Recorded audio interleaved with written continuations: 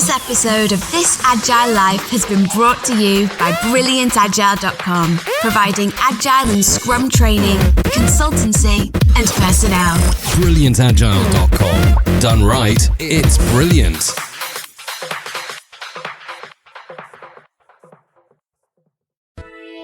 Released on Sunday, April 5th, 2015. This Agile Life, episode 79. March! Metaphor! Madness! The software industry transforms more and more every day. Agile methods are quickly replacing traditional ones. The question is, are you agile enough? This podcast is devoted to agile and lean software development. Time to welcome your agile coaches on This Agile Life. Hello, everyone. I'm John Sextro. Joining me on this episode of This Agile Life, we have Lee McCauley. Hey, John, how's it going? It's going very well, Lee. How's it going for you? It is going well. I'm enjoying life. That's good to hear. Yeah. I don't know what else to say about that. That just kind of closes the book on it. Okay, we're done. Also with us tonight, we have Jason Tice. This would be the fastest episode of This Agile Life ever, because guess what? Lee said we're done. Ship it. Done. This is the first thin vertical slice of the show. Or you know what? I think we finally have wised up, and we're just simply going to follow the holy book of Scrum, right? No. No! Oh, jeez. Let's go faster. Let's run a sprint. Jason, I heard that something funny happened on the way to gymnastics class for you tonight. Well, or something like that. So tonight we were talking, and I just was I'm thinking about metaphors this week. I'm doing a metaphorical presentation at Mile High Agile, which when you guys hear this will have already occurred. So, but I was thinking, so I was watching. I have kids in gymnastics, and they're young kids. So this is like the kid activity gymnastics. It's not progressive. It's not competitive. It's just literally to have fun. And so I sit there and I'm watching. And I'm saying, this to me was a metaphor that I pinged Lee and John. I said, hey, I got something to talk about tonight, and it's how teams celebrate.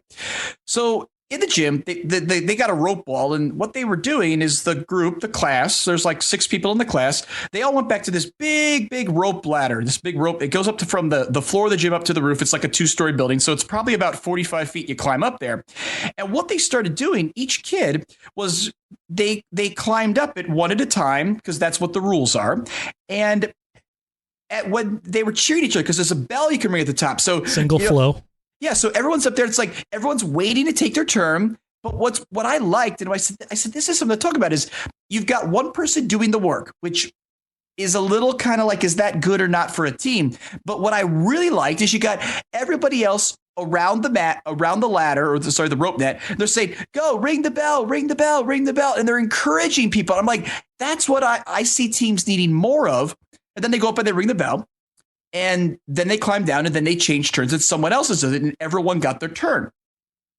And so let's start there. So let's take that scenario, and you guys now let's give our listeners some advice. Is that a good thing? Like, so should we all put a bell in our team area and figure out how to ring it? And I don't know. Or am I just kind of on fire with metaphors, and I should stop talking about this? What's funny about bells was back in 2000, the very first Agile project I was on, we were doing XP, and right out of the XP series of books, like XP Explained, XP Uncovered, or whatever those all were, one of the recommendations that they gave was to, of course, use 3x5 index cards, to have a small recipe box that you would put the cards into when you were done. And as part of a celebration, as you put a card into that recipe box, you put a little service bell there, and you would ding the bell when you put a card in there. And then everybody would turn around and be like, hey, good job. You got a story done. Awesome.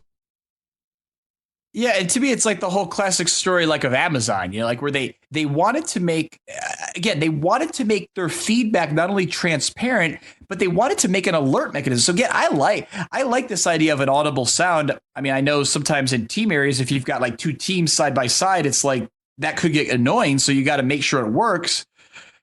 But I guess what I'm more thinking about is this idea of, and again, in the gym, it's a safety regulation that only one person can climb the net at a time. So maybe that's where the metaphor breaks down and we say, okay, that's a limitation of what's allowed in gymnastics. And we want to encourage people to ring this bell more, to have a ceremony where we know what the goal is. We're encouraging each other to make progress towards that goal. And when you achieve that goal, yay, let's all celebrate. Yeah, I think that especially in teams where you're doing continuous flow, you don't necessarily have a moment to kind of take a breath and review and celebrate what you've completed. So you have to find ways to do that. Like if you finish all of the stories for a feature and somebody moves the final story across to say, hey guys, this is the final story for this feature. Way to go. We got this feature done. In Scrum, when you have a sprint, when you go and do your demo or you do your sprint review or your retrospective of the sprint, maybe you can take a moment there to give thanks. That was a practice that I was using on a particular team that I was involved with that always had a tendency to want to look at the negative side of things and would forget about all of the really good things that they were doing. And when we had a sprint kickoff meeting, one of the way I would end each sprint kickoff meeting was to open it up and say, okay, this is now the time where we can, give someone thanks. And you can do it publicly by saying something, or I found these little thank you Post-it notes, pre-printed thank you Post-it notes, and you could simply just write a thank you on the Post-it note and stick it on the person's desk anonymously or privately or whatever you want it to do. But I do think it's important for teams and for people to take a breath and to remember to celebrate their successes. So I have to say that I'm going to get a little deep here. This is, and Lee, I want you to talk because Lee, I don't think you're going to I think Lee, you're going to tell me to be quiet. So no, Lee, let's get deep.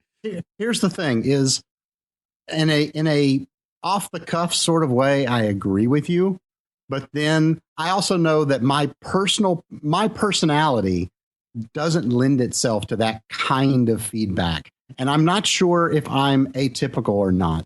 So let me talk about how I would react. And when I say I'm going to get a little deep on this is going to sound really kind of weird and melodramatic. This is a therapy session for This is a Lee therapy now. session. Yeah. So I think that you do have to do it kind of the way John was talking about, where you are rewarding at appropriate times and not all the time. Because if you have something like your bell that's ringing every time that you finish a story, then it stops having any meaning. It's like saying I love you every time you end a conversation with a loved one. You really do love them, but the actual words stop having meaning if you say it all the time, right? So that's the part that I was okay. That's going to get a little deep, but so I think that that bell thing too often can be the same thing. Well, but the question I have then, Lee, is, and maybe this is life. And maybe this is where we can't use 5-year-olds as a control group because they seem to be interested every time they go to the gym to want to go climb that net and ring that bell.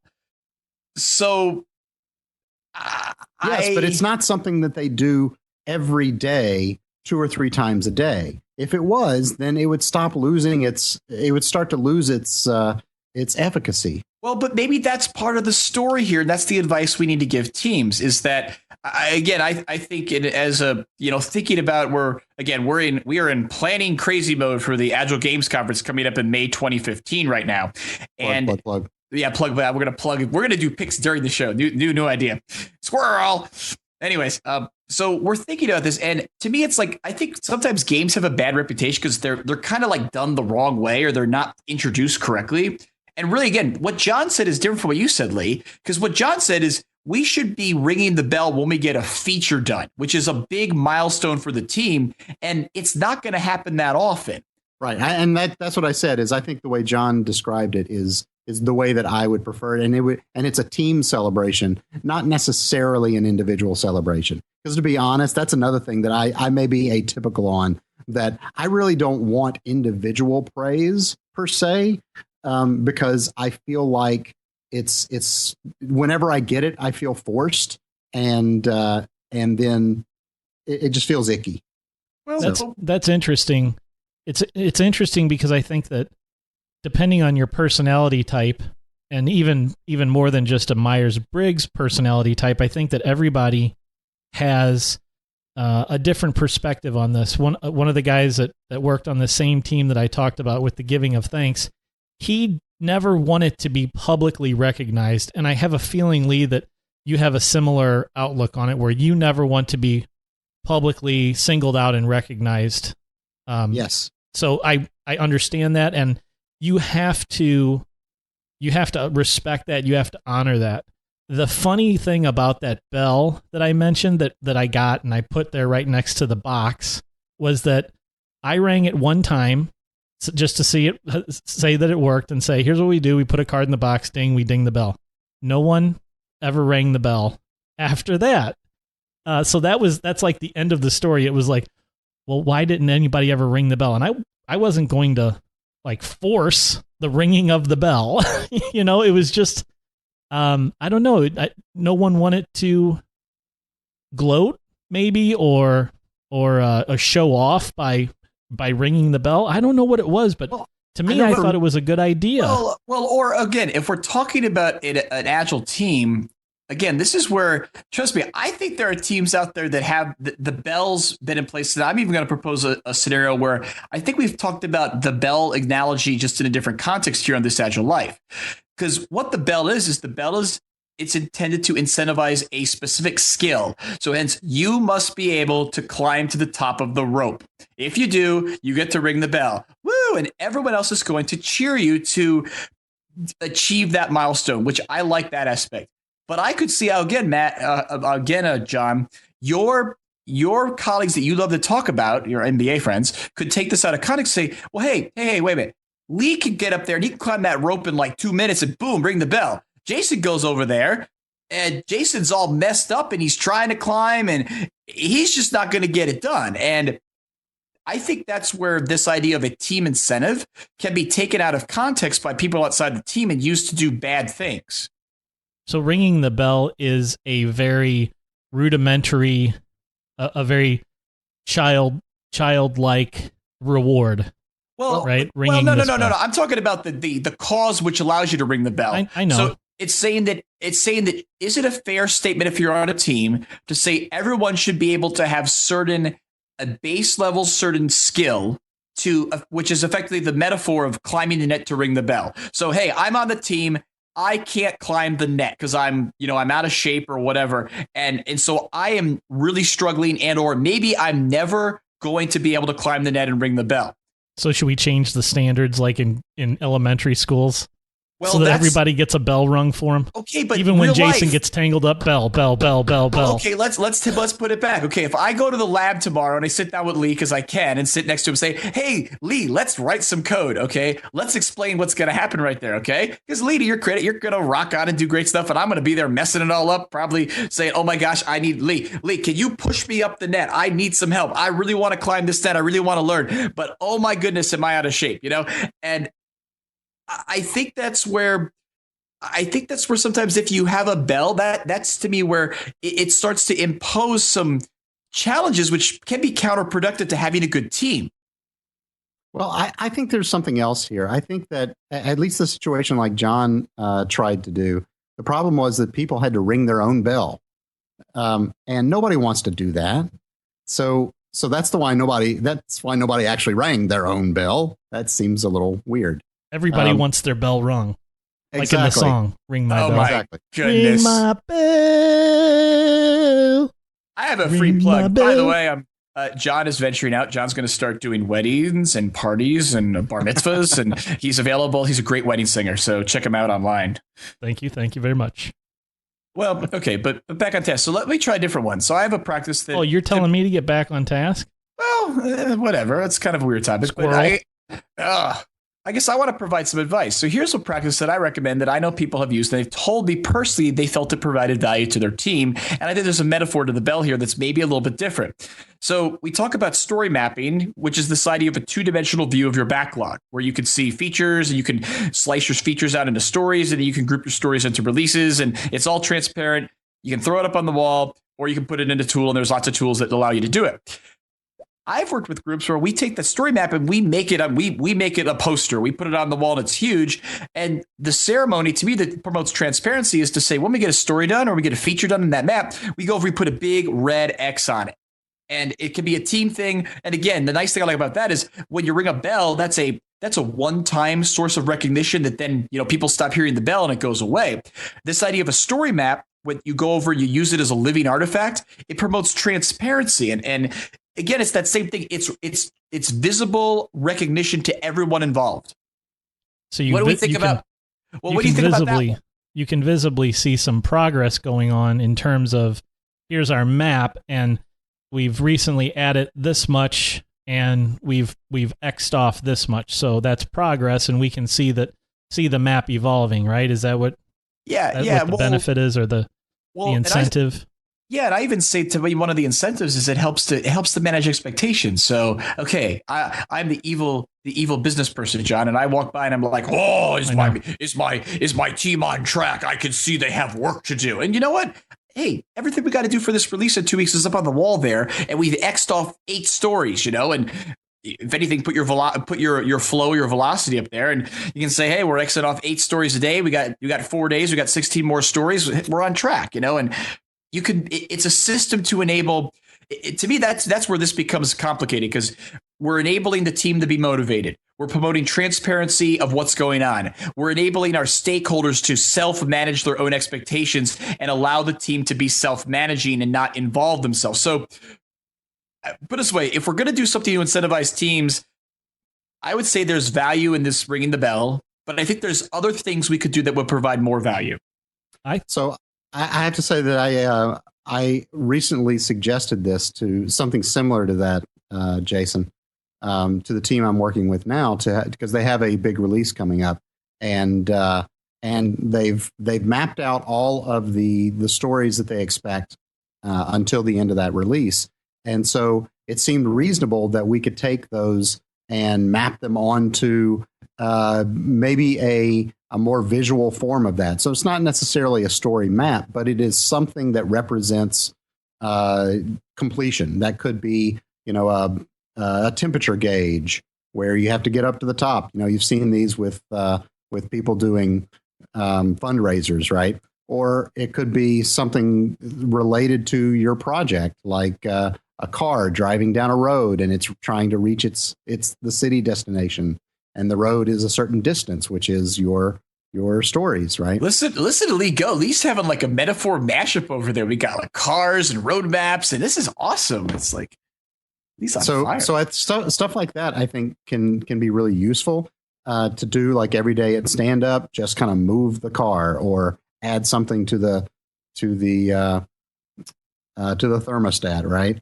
Well, the one I love, and again, it's this idea, because we're talking about motivation here, and really what keeps people motivated towards an overarching goal. The thing I occasionally see is when an organization puts the stock price in the elevator, which I love, because talk about transparent feedback. It's like, hey, the stock price is in the elevator. It's like, what are you going to do today to make good decisions to help the stock price go up? It's like, it's right there. It's talk about feedback. It's like, ooh, I can see it. But that's actually a problem, because the people involved don't see direct relationship between how good their day went and the stock price. That I think that's actually can backfire, because I now have zero connection between how well the company is doing and what I personally am doing.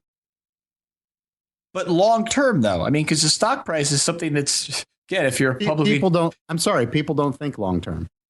Well, especially some guy taking out the trash every night. Well, but that goes back to what I know Natalie brought it up on our last episode, talking about vision, because I think that's where I think the story map's an interesting conversation, because it's a practice that almost it forces you to do some work to have a little bit of a plan that maybe thinks beyond the next immediate release.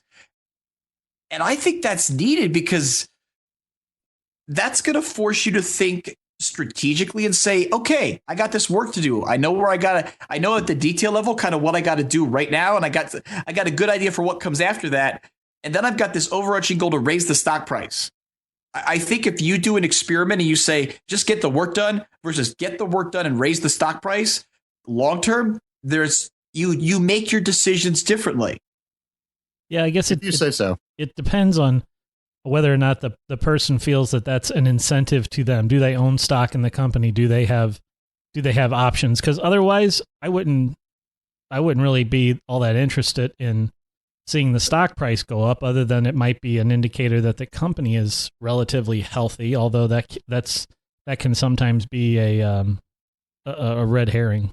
Okay, well, but the problem is whether you have control over it. No, if you feel don't. like you have, exactly, that's the point. Yeah. If you're seeing an indicator that somehow you're supposed to be helping with, and you have no feeling of control over that indicator, then that's not a motivator. That story I just put in the done column is not going to cause the stock price to go up 1/4 of a point. Well, okay, I think John, you're overthinking a little bit, but at the end of the day, Of course. why? If you guys watched the video, I've got my mouth up. Because I'm amazed to say that, John, you would say that, hey, if you work for a publicly traded company, we're trying to make money here ultimately for our shareholders. And I know there's more to working than just making money. Okay, so let's take the incentive out of it. But let's be clear about something. I don't necessarily work to make money for a stockholder. Okay, I realize that that's the purpose of a company, but that's not what gets me jazzed up to go to work every morning. And unless I have some direct incentive tied to stock price, I really don't give a shit about the company's stock price. But those people I'm just putting coin in somebody else's pocket. But John, you are deriving some benefit and value from that value stream. I think we're off the track. I think we are, but I think this is good. Okay. Well, because Welcome to the Financial Sunday news. Well, Financial news. Well, no. This is real life, because I work with teams. They struggle to make decisions, and they look for factors by which they can say how we're making decisions. If we say we have a team that's doing work that costs this much, and if we change our process, we can decrease the cost at which we can do the same amount of work. Long term to the organization, that's a good thing. Long term, yes, I know it is a bit of an extrapolation. You could say that those types of decisions made across an organization will positively influence the stock price. Maybe. If there has been a correlation drawn between the stock price of the company. We used to do this at some big companies that I worked at, where they would establish corporate goals, right? Corporate goals and visions, and then they would pass those down to departments, translate them into meaningful things for each department to say, the IT department, this development department, you're going to contribute to the health of the company and to the success of the company in the following ways. And if you can accomplish these goals, your department will contribute to the bottom line of the company. So if I have a set of goals that roll up to corporate level goals that can affect the health of the company, improve the bottom line of the company, improve the profitability of the company, then I have a tie-in to that. But if it's just showing me a stock price and an elevator every day and helping me be mindful that if I buy the 25-cent pack of push pins as opposed to the 50-cent pack of push pins, that I'm going to help edge up the stock price, that's not going to work for me. Well, but put this way, here's the value I want our listeners to take from this conversation. And John, I think it's great because this demonstrates, I think, some of the challenges we have having good communication in the Agile community. Many times, especially if you're in a publicly traded organization, the business is very driven by the stock price. And what you're saying, John, for you to understand the importance that brings to the business needs to help you as over in IT understand that better. Because that's what I'm getting from what you're saying. And trust me, I see that disconnect all the time where working more in the product owner portfolio space, the business understands the impacts of their decisions and what's being delivered. And then it doesn't always trickle down to the action, the decisions that teams make every day to ensure that they're doing the best things to promote value in the organization. Does that make sense? Are you asking me? Yeah, I'm asking you. I was hoping maybe Lee was going to get me off the hook here. Well, put this way, that's a real problem. No kidding. I mean, that's why you have. And people say, why do we have portfolios and stuff? And well, number one, that's to help you measure and understand where your investments are going. But what I hope people are listening, regardless if you're in IT or if you're on the business side, if you're on the business side, you have an obligation to help your IT staff and your dev teams understand these objectives and these measures that John's mentioning for how your organization creates value. And likewise, if you're on the IT side and you don't know and you're questioning, I would ask you to have a conversation with your business sponsors or with your portfolio managers or whatever you want to call them. Even your product owner might know, and start to learn about this because it's valuable to ensure the sustainability of what you're doing.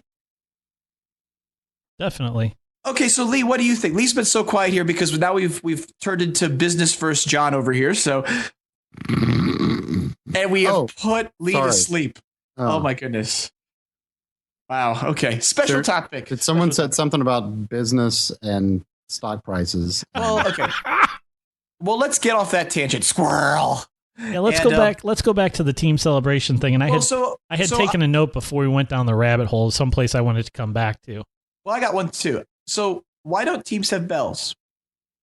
Yeah, that's actually kind of in along the lines of what I was thinking here too, Jason. It's that teams, I think it's difficult to come up with a way to help teams celebrate in a way that everyone is comfortable with. And I think maybe that's one of the reasons why teams don't have bells. I've tried a number of times to independently come up with ideas and ways to help thank a team or to celebrate.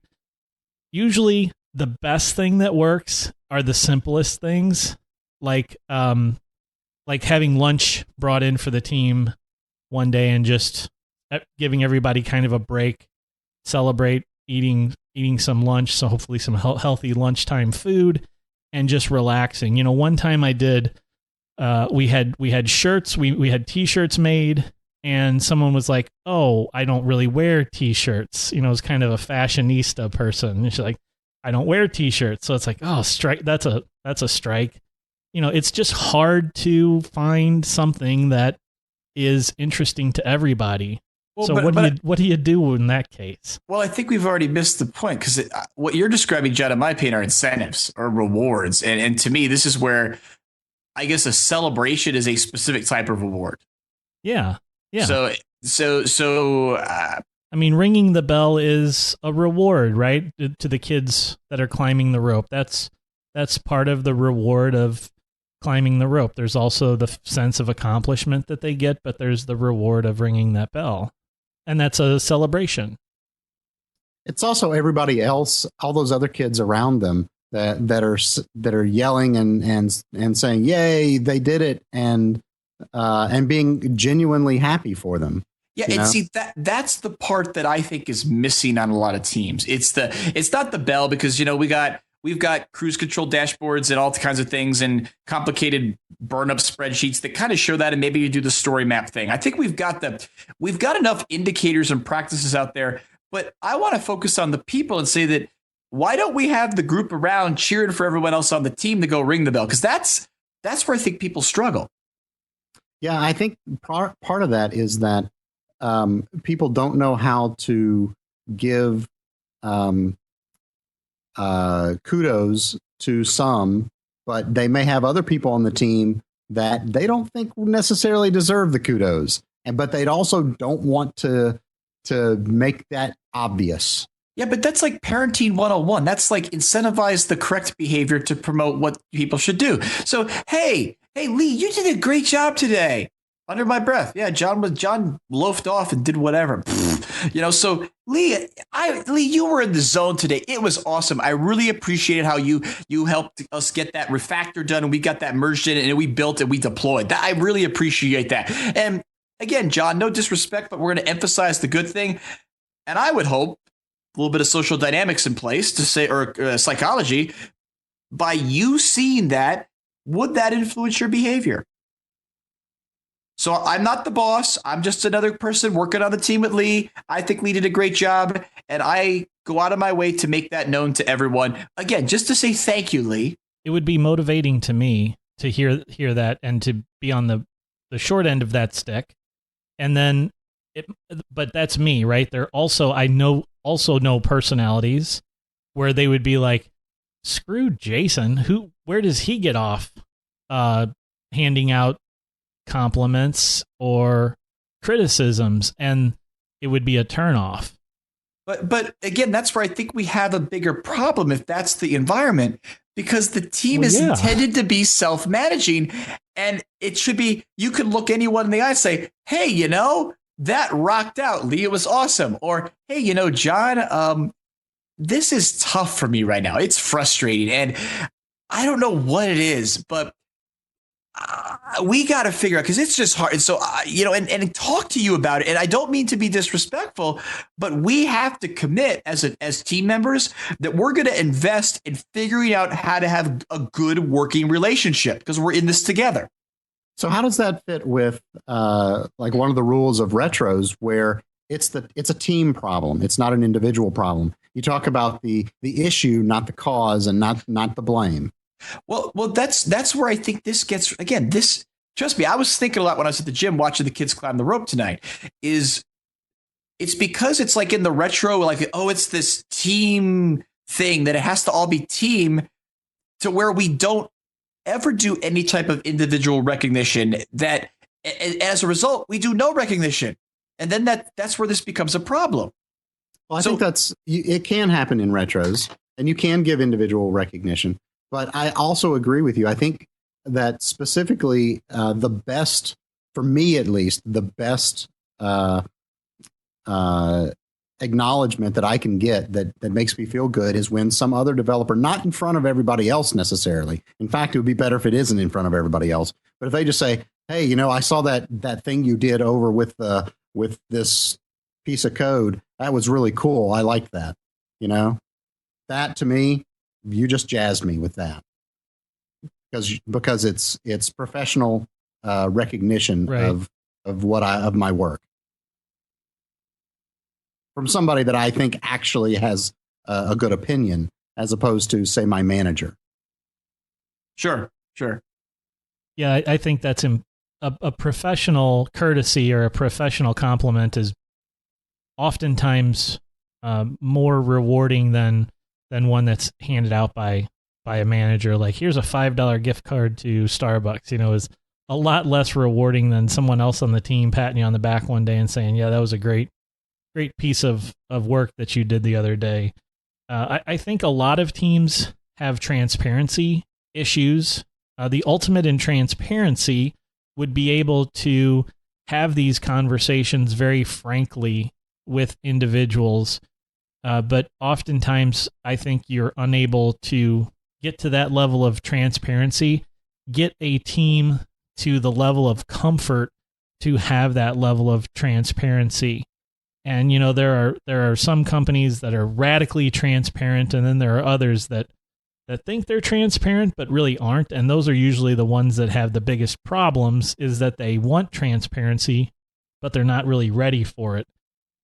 I think part of the problem with rewarding people on teams, or one of the barriers to having individuals taking the initiative to thank and congratulate others on the team, Jason, is that companies, their rewards programs, their compensation programs are often set up in a way that creates adversarial relationships between people in the same roles, so that you're fighting for, if you and I and Lee are all on the same team, we're all senior developers, we're fighting for forced rank positions at the end of the year for our compensation review, our reward review, right? It's so I don't want to prop Lee up too much, because he's already too good as it is. I don't want I don't want the boss to hear me saying how good of a job Lee did, because then that's going to mess up my chance to get an exceeds expectation and a big bonus this year. And that is where it's funny, I was doing the thumbs up thing here because I have to wonder, I thought the video's recording for John and Lee, but I don't know if mine's recording for whatever reason. But the interesting thing is funny, as we talk about how to integrate our picks into the podcast, but talking to Llewellyn Falco, who actually wants to come on This Agile Life. We'll get him scheduled for a future episode, but he's actually going to be speaking at the Agile Games Conference this year. And one of the things he's going to be talking about is many times when you put a game or a system like this together, we ultimately incentivize the wrong behavior. Because if you're in a game, or again, the environment that you're talking about, John, what are you incentivized to do? You're incentivized to compete, and ultimately you're kind of incentivized to win, which forces all types of other anti-patterns like, hey, I got my cards here, I got my secret stuff, and I'm going to keep it close hold because it's the way I'm going to get that big promotion, right? And what Llewellyn's going to talk about is how that's just, especially for games, that is so wrong. And instead, we should be incentivizing learning.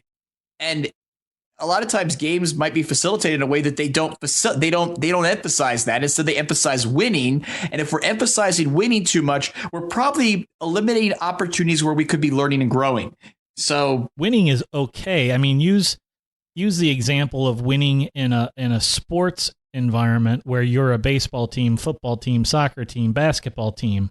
It's March, it's the beginning of April, it's March Madness time, so we could use basketball, but that team is going to win and lose as a team. Even if I score 25 baskets in the game, if the team loses, we lose. And that's the nature of the sporting event. In business, in corporations and organizations, I can win as an individual and the team can still lose. And the team can win and I can still lose, right? So we need to take the I out of team. Well, or again, that's where right off the back, we're already not following the things we talk about all the time. It is a self-managing team. The business is a partner of the business or the customer, whatever you want to call it. They're a partner of the team. So this idea of the team versus the product owner or the team versus the business, that's not correct. If we were going to say that the large sporting activity that happens in March that we cannot say the name of because it's a trademark, but you all know what we're talking about because it involves playing basketball. If we were to say how to make that agile, in reality, it should be everybody wins because they ultimately, in the process of playing all those games, each person learns how to play better. And that's how that becomes a metaphor for an agile team or an agile. Let's turn that into a metaphor for a large agile framework about how to grow, right? Talk a little bit more about the self-managing part, Jason, because I'll tell you why. Because I'm hearing people in the agile community starting to misuse self-managing and self-organizing in a way that starts to mean we get to do whatever the hell we want to do, regardless of what needs to be done. So can you clarify what you mean by how self-managing impacts or plays a role in the incentive, creating incentives for teams or rewarding teams? Well, like to almost kind of go full circle on where we started tonight. Not that I don't know if we're done or not, but it's like for a team to self-manage, you need to have a goal. Or, we talk about product vision. Maybe you have a product roadmap, but you have to have a goal. So like talking about gymnastics, that's my goal is to be able to climb that net and ring the bell. So step one, you've got to have a goal in place because that creates the ecosystem that keeps the team unified. Then you got to kind of sit down there. And I think the team needs to be given autonomy to say that, hey, that's the goal. Everyone agrees to the goal and understands it. What are you doing to work towards it? And that's hard. Leadership inevitably gets involved about there and they say, okay, well, we want to help out. And we're like, that's where Lee, you can jump in here because I think that there's the need to do a little bit of measurement to enable leadership to understand what's going on. So hence you're building a project. Part of a self-managing team is to really keep leadership's expectations in check. The team needs to do something to basically help leadership manage risk. Does that make sense? So something to say that I like to say that autonomy to have a self-managing team is earned, to say that, the team needs to talk to their sponsorship. Hey, what do we need to do to show you that we're making good decisions? It's going to be different for every team sponsor, but the team needs to do that. And once they do that, then guess what? The team reports that information. Leadership has clear rules for if they need to help out. And guess what? Then the team can self-manage. So I have 2 points on that. One, I think you're right on, and I would rephrase that last part to say, they need to find out what they need to do to build trust from their sponsor. Yeah, sure. Trust or again, manage risk. There's lots of ways to quantify risk. And so figure out how to do that and then talk to your sponsorship about what level of risk is acceptable to you. And as a team, we agree to work within your risk threshold. And at that point, it's go out and have fun. So the next thing my second point on that is, I think, to bring this back to rewards, I think one of the best reward kind of things that a manager could do is if they actually had some metrics that they could point to and say, look, over the last 6 months, the stuff that you guys were building impacted the company in these ways. And this is not something that a team necessarily gets a chance to see. And just to see that what they're doing is having some effect and having an impact and changing the way people work or changing what the company is, how the company is working or that sort of thing. That is a huge boost to people on a day-to-day basis to know that they're having some impact on the company. So Lee is saying that if I'm the business and I go off and show a team how the awesome work the team has done to deliver value has raised the stock price, that would motivate Lee. Now, if you can actually make that direct link, or it may not have to go all the way to the stock price. If you can say, you know what, this software you built has saved us $12 million over the last 3 quarters. So some type of, the key is a baby, and again, maybe I'm talking about stock price too much, but a quantitative measure of value.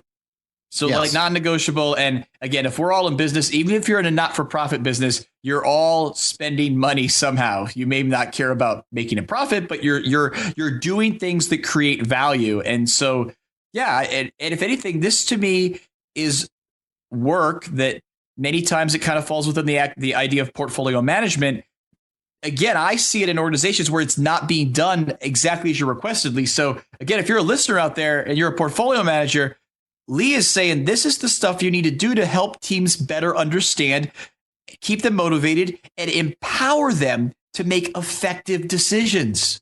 It certainly can be a piece of portfolio management, but it doesn't have to be something as complex as portfolio management. We're talking about a simple practice. If you take it back to like Lean Canvas for a second, Jason and Lee, if you take it back to Lean Canvas and you say, as we're initiating a new project, we're going to at least have a lean canvas that says, here's the benefit that we're going to bring. Here's how we're going to measure that benefit and quantify that benefit so that we all know going into it, the table stakes of us doing this is right here. We could potentially save $10 million to $14 million for the company. And if you haven't done that base level of thinking when you're initiating a project, then God damn it, don't do the project. I mean, take another week or so and figure out, are we doing the right thing? Or is this just somebody giving us a set of marching orders and saying, do this? And to me, that's product ownership. I mean, if there's a product owner, you got to make sure that I know we did an episode a long time ago where I kind of said there was a political aspect of being a product owner. Controversial. This is like 3 years ago we did the episode. But it's again, like, especially if you're a consultant, like you're working to support a client, you should be challenging your client to say, yeah, we could build this thing, but are you sure we really want to build it? So it's like, ask questions, okay, yeah, that's a great idea, but if we build this thing, is anyone actually going to use it? Like, have you done a market analysis? Do you have any data? Or are we truly just kind of doing a pet project for someone that the sustainability of it might not be long term? I would even go further and say that the priority, the number one priority of every product owner should be to quantify the value of whatever it is that you're building at the lowest level that you can possibly quantify it. If you can quantify it at the story level, holy crap, that's amazing. Oh my goodness. It's like, this is where we need to figure out how to do sound effects, because we need to like dub in the Hallelujah chorus by Handel right now, since it is the Easter season for if you are Christian. So it's like, oh my goodness, Lee is saying we should measure things and we should make, it's heaven. Fortunately for you, by the time we release this, the Catholics will once again be able to say that H word. Right now, we're not allowed to say that because we are in the season of Lent. Oh, anyways, well, the H word. Yeah. Is this a new rule I don't know about of Lent? Me not being a not hell. We're not allowed to. Anyway, I don't want to get into religion on the show. Oh, come on, that's my favorite subject. I actually had, I had a joke recently. Atheist. Well, again, and if you celebrate, if you are based upon which sect of Christianity you might be in, was having a kind of conversation and said, what if we had like as a coach, you went to confession.